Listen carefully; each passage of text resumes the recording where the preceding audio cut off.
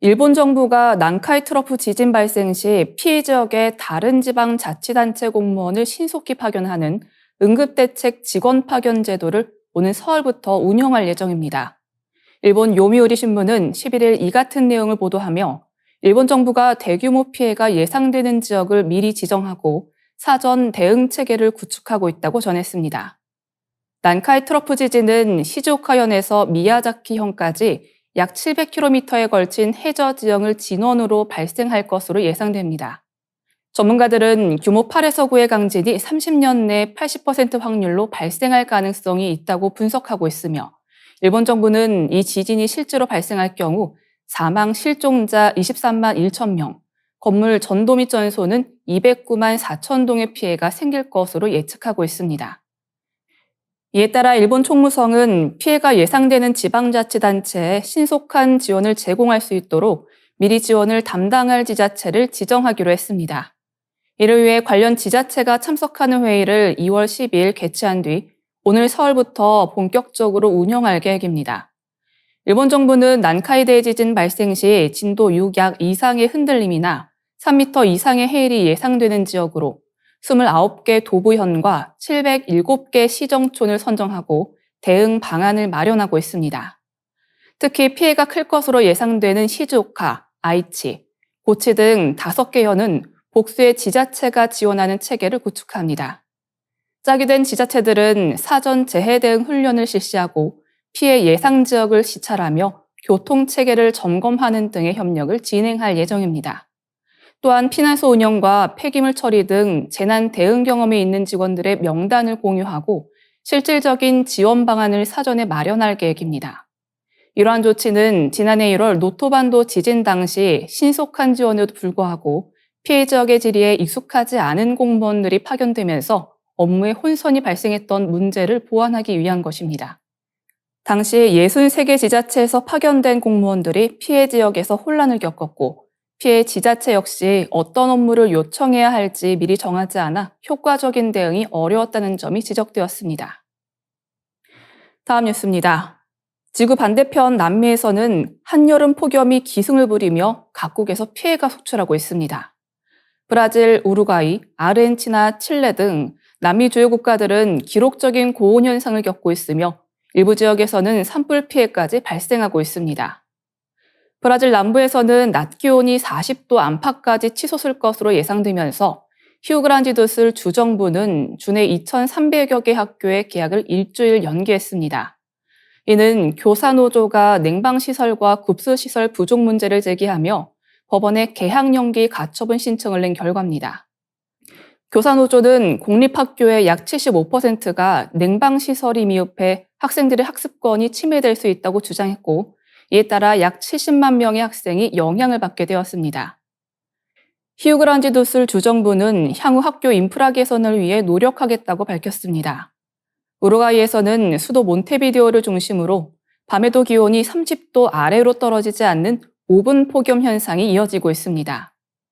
아르헨티나에서도 부에노스 아이레스의 한낮 체감 기온이 40도를 넘나들며 폭염으로 인한 병원 응급실 방문이 증가하고 일부 지역에서는 전력 사용량 급증으로 정전 피해까지 발생했습니다.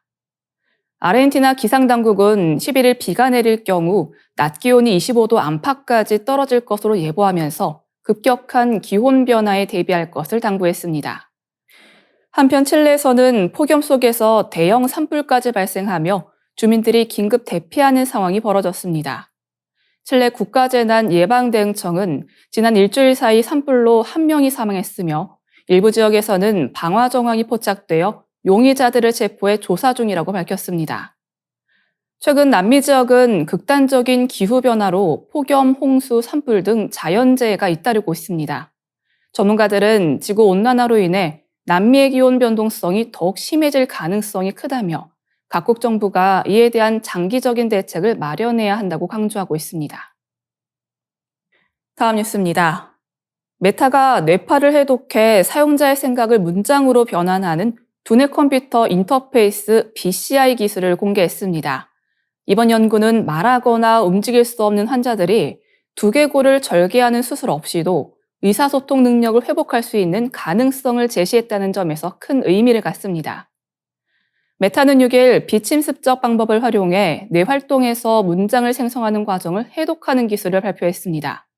이 연구는 온라인 아카이브에 게재됐으며 메타는 이를 바탕으로 인공지능 모델 브레인투커티를 개발했다고 밝혔습니다. 브레인투커티는 참가자들이 짧게 기억한 문장을 쿼티 키보드로 입력하는 동안 뇌파 및 자기 뇌파 데이터를 분석하는 방식으로 작동합니다. 연구팀은 이를 통해 사용자의 생각이 단어, 음절, 문자로 변환되는 정확한 순간을 포착할 수 있었습니다. 초당 1000장의 뇌활동 스냅샷을 분석한 결과 뉴런이 먼저 생각이나 문장을 위한 신호를 생성한 뒤 이를 바탕으로 단어와 음절, 그리고 마지막으로 개별 문자로 변환된다는 사실을 확인했습니다. 이 연구를 기반으로 메타는 뇌 신호를 직접 타이핑으로 전환하는 두뇌 컴퓨터 인터페이스 BCI 시스템을 개발했습니다. 이 시스템은 사용자의 생각을 자기 스캐너로 측정하고 AI를 활용해 분석하는 방식으로 작동합니다. 실험 결과 자기 뇌파 데이터를 사용할 경우 문장 해독 정확도가 최대 80%에 달하는 것으로 나타났습니다. 이는 두개골을 절개하는 침습적 방법 없이도 뇌 신호를 해석할 수 있다는 점에서 중요한 발전으로 평가됩니다. 기존 BCI 시스템들은 사용자가 특정 외부 자극이나 상상의 움직임에 집중해야 했지만 브레인투커티는 사용자가 자연스럽게 타이핑하는 과정에서 뇌 신호를 해석할 수 있도록 설계되었습니다. 그러나 이 기술이 실용화되기 위해서는 여러 가지 문제를 해결해야 합니다. 현재 브레인투커티 시스템은 무게가 0.5톤에 달하며 가격이 약 $200만, 약 29억 원으로 매우 높은 수준입니다. 또한 지구자기장이 뇌 신호 판독을 방해하기 때문에 차폐된 방에서만 사용할 수 있습니다. 이 같은 한계로 인해 아직 실생활에서 적용하기는 어려운 상태입니다. 그럼에도 불구하고 이번 연구는 뇌가 언어 정보를 생성하는 과정을 밝히며 의미 있는 결과를 도출했다는 평가를 받고 있습니다. 특히 두개골을 절개하는 침습적 방법에 비해 성능이 크게 떨어지지 않아 안전한 BCI 개발 가능성을 열어준 것으로 보입니다.